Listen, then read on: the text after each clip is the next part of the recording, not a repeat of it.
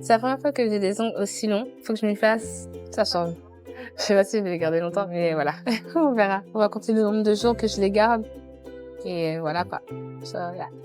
혼자라는 게 무서운 일이라고 생각했던 시절이 있습니다. 낯선 나라, 아는 사람 한 명 없는 도시에서 한 달을 버텨내는 일. 대부분의 사람들은 상상도 하기 어려운 선택인데요. 그런데 여기 그 선택을 당당하게 해낸 프랑스 여성이 있습니다. 그것도 지구 반 바퀴를 건너 서울에서 꼭 한 달을 홀로 살아낸 사람이요. 그녀의 이름은 스타일리시한 감각과 솔직한 입담으로 프랑스 현지에서 이미 팬층을 두텁게 쌓아온 유튜버, 오늘 이 영상의 주인공입니다. 그런데 이 여성이 한 달간의 서울 생활을 마무리하는 마지막 브이로그를 올리자마자 영상을 본 프랑스 시청자들 사이에서 한 가지 반응이 폭발적으로 쏟아졌습니다. 나도 한국 가야겠다. 대체 서울에서 무슨 일이 있었던 걸까요? 영상은 서울의 어느 밤거리에서 시작됩니다. 그녀의 카메라 앞으로 펼쳐지는 건 환하게 불 켜진 상점들과 거리낌 없이 오가는 사람들. 우리에게는 너무나 익숙한 서울의 밤 풍경이지만 그녀의 표정에서는 여전히 감탄이 가시질 않습니다. 프랑스에서는 밤 9시만 넘어도 길거리 활보가 조심스러운 게 현실인데요. 특히 혼자인 여성이라면 더더욱 그렇습니다. 그런데 서울은 달랐습니다. 자정이 다 돼가는 시간에도 혼자인 그녀가 마음 편히 카메라를 들고 걸어 다닐 수 있는 도시. 그게 바로 그녀가 서울에서 한 달을 버텨낼 수 있었던 첫 번째 이유였을지도 모릅니다. 그런데 이 여성이 이번 마지막 브이로그에서 제일 먼저 보여준 장면은 자신의 일상이 아니었습니다. 한 달 동안 서울에서 맺어진 소중한 인연, 바로 깜짝 서프라이즈 만남이었는데요. 남동생에게 프랑스 친구가 선물을 들고 왔는데 직접 받으러 와야 한다는 핑계를 대고 스타벅스에서 기다리고 있다가 동생이 들어오는 순간 등장해버린 겁니다. 카메라를 입구 쪽으로 고정해두고 3분을 기다리던 그녀. 드디어 동생이 들어오는 순간 그녀는 서프라이즈, 마이 리틀 브라더를 외치며 뛰어나갑니다. 서울 한복판 스타벅스에서 프랑스 남매가 재회하는 이 장면을 목격한 한국인 직원들이 영상에 담겨 함께 웃어주는 모습은 그 자체로 하나의 따뜻한 장면이 됩니다. 그리고 이 장면을 보던 한국인 목격자 중 한 명은 뒤에서 유튜버를 외쳤는데요. 서울이 이미 얼마나 글로벌한 콘텐츠의 무대가 됐는지를 단 한 장면으로 보여주는 순간이었습니다. 남동생과의 시간을 보낸 뒤 그녀는 다시 혼자만의 서울 일상으로 돌아옵니다. 그리고 한 달 생활에서 몸에 완전히 밴 루틴 중 하나, 바로 ATM에서 생활비를 뽑는 일. 그런데 이날은 작은 해프닝이 생기고 맙니다. 한국 카드를 외국 전용 ATM에 꽂았다가 인식이 안 됐던 것인데요. 잠시 당황했던 그녀였지만 이내 올바른 기기를 찾아 성공적으로 현금을 인출합니다.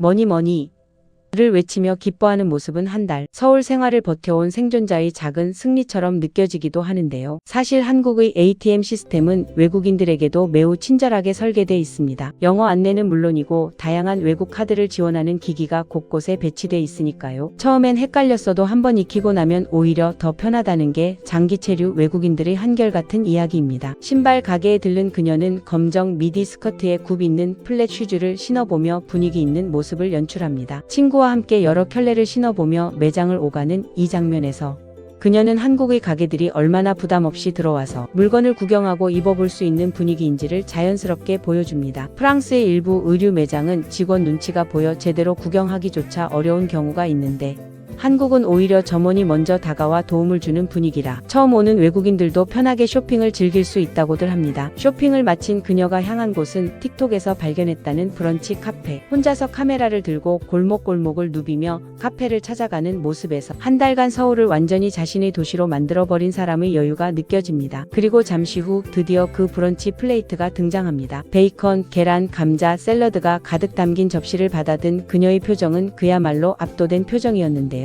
접시가 너무 커서 혼자 들기도 버겁다며 웃음을 터뜨립니다. 그리고 그 뒤로 이어지는 화면은 더 놀랍습니다. 혼자서 그 거대한 브런치 플레이트를 다 먹어 치운 것인데요. 마지막에 샐러드만 남긴 채 어떻게 여자 혼자서 다 먹어 치울 수가 있지? 라고 스스로 감탄하며 웃는 그녀. 그리고 영상 자막에는 이 브런치의 가격이 공개됩니다.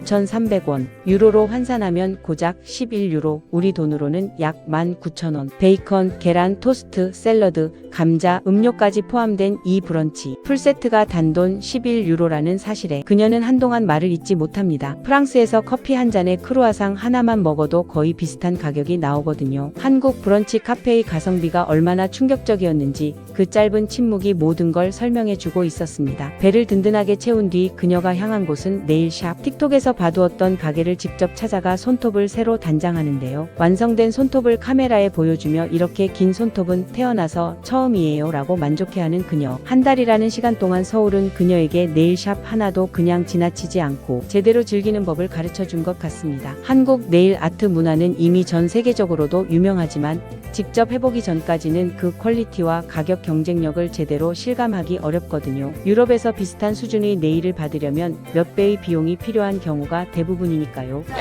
Original. Ça se voit que je suis fatiguée. Original. Et c'est aussi Original. l'anniversaire de Boudin, apparemment.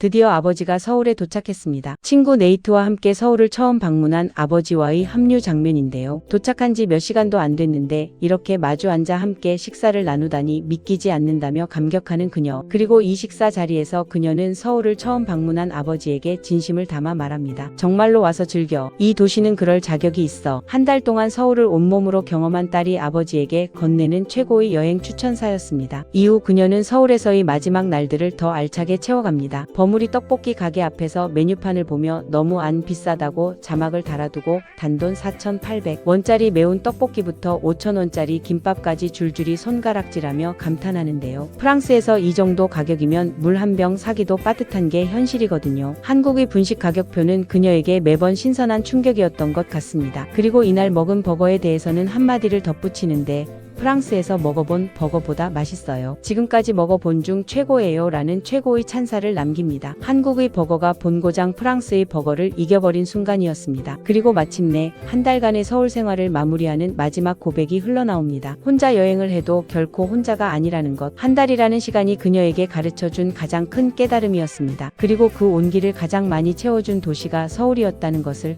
그녀의 마지막 표정이 조용히 증명하고 있었습니다. 우리한테는 그냥 일상입니다. 밤에도 환한 거리, 1만원대 브런치, 11유로짜리 풀코스, 24시간 열려있는 네일샵. 이 모든 게 우리에게는 너무 당연한 하루인데 지구 반대편에서 온 한 프랑스 여성에게는 삶을 바꿔놓은 한 달이었습니다. 그녀가 마지막에 남긴 한마디가 오래도록 귓가에 맴돕니다. 서울 꼭 다시 올게요. 익숙한 한국의 모습도 외국인의 시선으로 보면 새롭게 다가옵니다. 저 코레알과 함께한 오늘 영상이 좋으셨다면 구독과 좋아요, 알람 설정으로 계속 함께 해주세요.